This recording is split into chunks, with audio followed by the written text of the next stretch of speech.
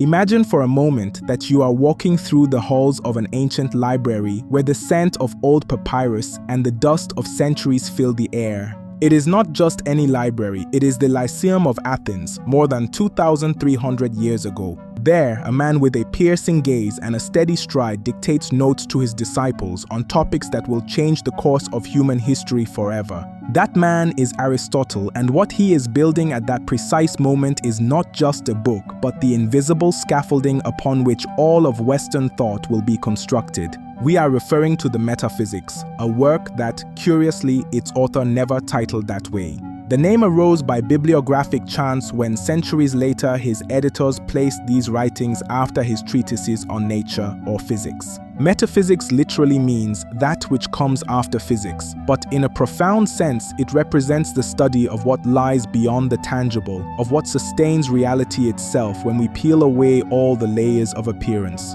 To understand the magnitude of this text, we must dive into the mind of an Aristotle who, having been Plato's most brilliant disciple, decides to break away from his master in a desperate search for earthly truth. While Plato looked toward the heavens, toward an ideal world of perfect and unreachable forms, Aristotle lowered his gaze to the ground, toward the things we can touch, smell, and measure. His obsession was not the world of ideas, but the world of substances. He wanted to know what makes a thing what it is, and not something else. He wanted to find the fundamental laws that govern being as being. This expression, being as being, might sound complex, but it is the master key to this entire essay. It means studying the properties of things not because they are red, large, or heavy, but simply because they exist. It is the science of existence itself, the investigation of the foundations upon which the entire known universe rests. This intellectual journey begins with a statement that is, at once, a poem to the intellect. All men by nature desire to know. Aristotle observes that our pleasure in sensations, especially sight, is proof of this innate hunger for knowledge. We do not want to know just to survive. We want to know for the pure joy of understanding. This curiosity leads us to move from simple experience, which is the knowledge of particular cases, to art and science, which is the knowledge of universal causes.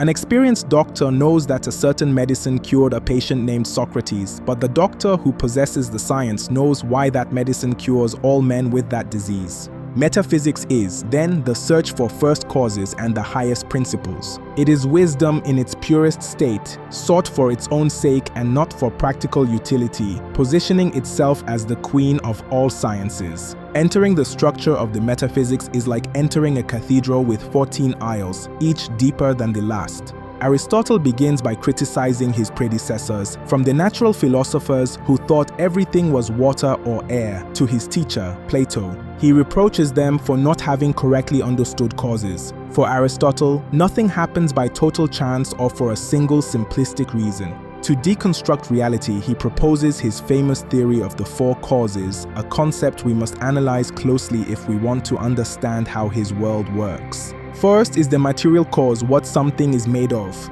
If we think of a bronze statue, the bronze is its matter. Without the matter, there is no object. But bronze alone is not a statue.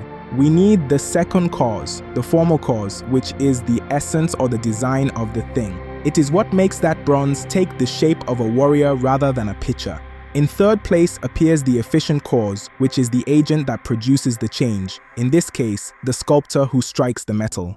And finally, the most important for Aristotle, the final cause, the what for of the thing's existence. The purpose of the statue might be to honor a god or to beautify a square. This teleological vision, which comes from the Greek word telos, meaning end or purpose, suggests that the universe is not a blind chaos, but a system where everything tends toward a goal. This idea of purpose leads us inevitably to another crucial aspect of his thought, the distinction between potentiality and actuality. This is perhaps one of the most powerful legacies of Aristotelian philosophy for understanding change and movement. Imagine an oak seed. Right now, it is just a tiny nut, but it has the capacity to become a gigantic tree. Aristotle would say that the seed is an oak in potentiality, but a seed in actuality. Growth is the process of moving from potentiality to actuality. Everything in our world is in constant tension between what it is and what it can become. A child is an adult in potentiality. A block of marble is a sculpture in potentiality. This dynamic resolves a philosophical problem that haunted the ancients. How can something change and still remain the same?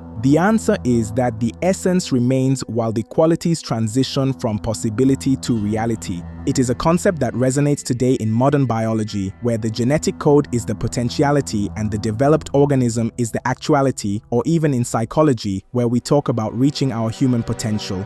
But to understand this fully, we must look toward the hierarchy of being that Aristotle constructs with almost surgical precision. At the top of this structure, he places the notion of substance. For him, things are not just collections of properties. A dog is not just a sum of brown color, a loud bark, and 4 legs. There is something that underlies all those characteristics, something that makes the dog an independent unit. He calls this ousia, which we usually translate as substance. Substances are the protagonists in the theater of reality. Everything else, like color, size, or location, are accidents. Accidents only exist if there is a substance to support them. The color red does not walk down the street alone. It is always the red of an apple or of a car. By prioritizing substance, Aristotle teaches us to seek the essential and not be distracted by the accessory, a lesson that has profound applications from logic to personal ethics. This search for the ultimate substance leads Aristotle to a fascinating and, for many, unexpected conclusion: the necessity of a first unmoved mover. If everything that moves is moved by something else, and everything that passes from potentiality to actuality requires an agent, we cannot go back to infinity in the chain of causes. There must exist something that is pure actuality without any potentiality, something that moves everything else without being moved itself. This first mover is not a personal God who listens to prayers, but a logical and metaphysical principle, a supreme intelligence that moves the universe by attraction, in the same way that a loved object moves the lover toward it. It is the absolute perfection that inspires the movement of the stars and the order of the cosmos. This idea would lay the groundwork for much of medieval theology, influencing thinkers like Thomas Aquinas, but in its origin, it is a purely rational deduction born from the need for coherence in the system of reality. As we dive deeper into the deconstruction of the metaphysics, we encounter the study of universals. This is the point where Aristotle definitively moves away from Plato's idealism. For Plato, the idea of a horse exists in a perfect place, and real horses are just imperfect shadows. Aristotle flips the script. He argues that what really exists are concrete individuals, this particular horse running through the field.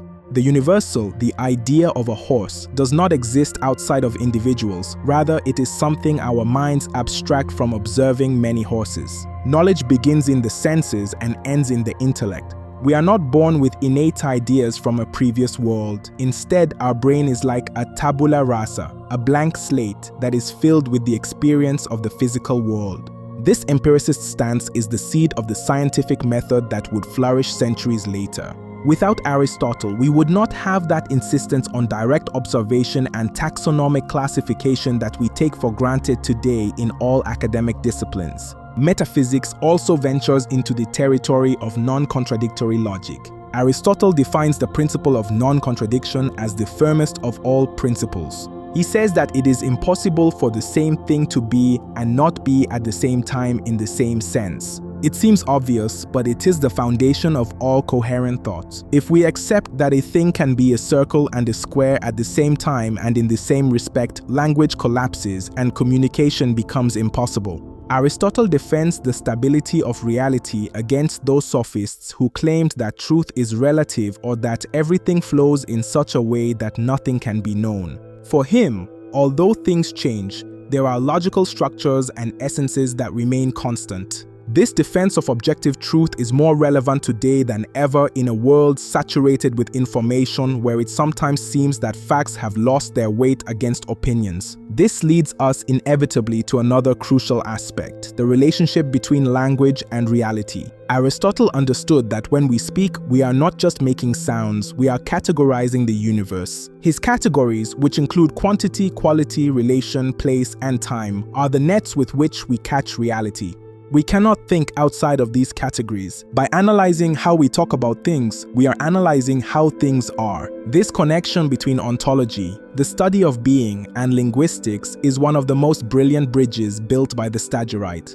He teaches us that thought is intimately linked to the structure of our language, and that to clarify our ideas, we must first clarify our terms. It is an invitation to intellectual precision and to avoiding the ambiguities that generate unnecessary conflicts. If we translate these concepts to current relevance, we will realize that Aristotle's metaphysics breathes in today's artificial intelligence laboratories. When engineers try to program a machine to recognize an object, they are using, sometimes without knowing it, the theory of categories and substance. How does an algorithm know that a cat is a cat even if its back is turned or it is in the dark? It is looking for the essence, the formal pattern that underlies the visual accidents. The search for the final cause is also reflected in synthetic biology and personalized medicine, where understanding the purpose and function of each gene is key to intervening in life. The tension between potentiality and actuality is the base narrative of the entire culture of self-improvement and talent development. We live in a constant updating of our potentialities. Furthermore, in the field of modern physics, even though quantum mechanics has challenged some Aristotelian certainties about linear causality, the question of being remains the engine of research.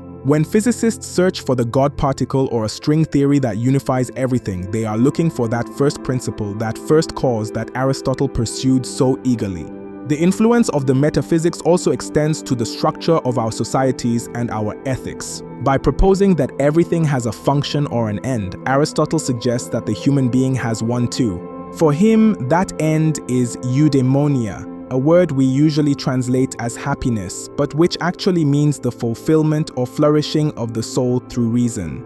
A life that does not ask about causes, a life that does not seek wisdom, is a life that is not actualizing its highest potentiality. In an era of constant digital distractions, Aristotle's call to contemplation and the study of profound truths acts as an anchor of sanity. But to understand this fully, we must look at the legacy this work left in the different cultures that embraced it. After the fall of classical antiquity, it was the thinkers of the Islamic world who preserved and expanded these texts. Philosophers like Avicenna and Averroes saw in the Metaphysics a powerful tool to reconcile faith with reason. When the text returned to Europe in the 12th century, it provoked a genuine intellectual revolution in the nascent universities. It is no exaggeration to say that the Renaissance and the subsequent Enlightenment would not have been possible without the logical rigor and metaphysical curiosity that Aristotle injected into the DNA of European culture. If we look toward modern problems from climate change to identity crises, metaphysics offers us a perspective of depth. It invites us to ask about the efficient and final causes of our actions. What is the purpose of our technological development? Are we acting upon matter without understanding the final form of our civilization? Contemporary disorientation often stems from having forgotten the questions of being and settling only for questions of having or doing. Recovering the sense of purpose and recognizing our position within an ordered cosmos could be the antidote to the nihilism that haunts so many people in the 21st century. In the realm of current psychology and neuroscience, the Aristotelian notion that the soul is the form of the body is being revisited with fascination, not as a ghostly entity inhabiting a machine, but as the functional organization that allows organic matter to be a living and conscious being. Reaching this point in our exploration, we must acknowledge that the Metaphysics is not an easy book. It is a dense work, sometimes repetitive, full of technicalities and debates with the shadows of thinkers long forgotten. However, its value does not lie in its ease, but in its solidity. It is like the foundation of a building. You cannot see it, but if it were not there, everything would come crashing down. The beauty of this philosophical essay lies in the fact that, despite its antiquity, it does not feel like a relic, but like a map. A map of the human mind trying to understand itself and the universe that surrounds it. Aristotle does not give us all the answers, but he gives us something much better. He teaches us to ask the right questions. He shows us that the world is not a series of isolated and meaningless events, but a totality connected by threads of causality and logic. At the end of the day, metaphysics is a song to the human capacity to transcend the immediate. We are not just animals seeking food and shelter. We are beings who, faced with the immensity of the cosmos, have the audacity to ask, why is there something rather than nothing? This question brings us back to the beginning of our journey, to the natural desire to know. That desire is what defines us as a species. It is what took us from caves to the stars and from myths to science. Aristotle's Metaphysics is the record of that critical moment when humanity decided that reason was the most reliable lighthouse for navigating the ocean of existence. Closing this analysis, we can only feel a deep gratitude for that teacher who, millennia ago, sat down to write that the highest wisdom is the knowledge of first causes. The final reflection this work pushes us toward is that philosophy is not a sterile academic exercise, but a vital necessity. We are all metaphysicians the moment we stop to think if our decisions have a purpose, or when we try to understand what really matters in our lives. We are seeking the substance beneath the accidents of our daily routine. We are trying to move from our current potentiality to our fullest actuality. Aristotle's legacy is the assurance that this search makes sense, that the universe has a structure that rewards the effort of understanding. This journey through the ideas of one of humanity's giants leaves us with the responsibility to keep that flame of curiosity alive. In a time of quick answers and oversimplifications, returning to metaphysics is an act of intellectual resistance. It is choosing depth over the surface, essence over appearance, and reason over blind impulse. In the end, understanding reality is not just a logical challenge, but a form of love for the world we inhabit. As Aristotle himself would say, knowing the truth is in itself a way of participating in the perfection of the eternal. May this journey through his thought be a seed that, in your mind, passes from the potentiality of an idea to the actuality of a new way of seeing and understanding everything around you. With this, I conclude this deep analysis of the work that defined Western thought, thanking you for your attention and your interest in the most fundamental questions of our existence.